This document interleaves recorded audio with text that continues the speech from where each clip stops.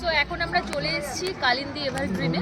এখানে মানে বিপ্লবীদেরকে নিয়ে একটা থিম এখানে তৈরি করেছে, তো সেটাই তোমাদের সাথে শেয়ার করবো। তো চলো এসো আমার সাথে। তো এখানে দেখো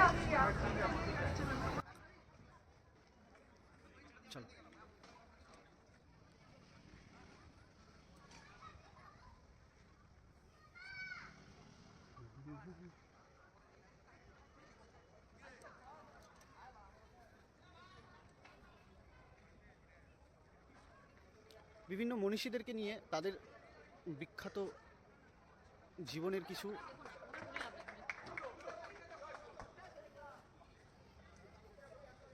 আর অবশেষে আমরা চলে এসেছি মায়ের কাছে।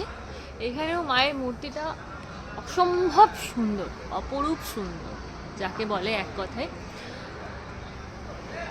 জাস্ট ফাটাফাটি। দেখো পুরো চার সাইডটা, ওপর দিকটা একটু দেখিয়ে দাও।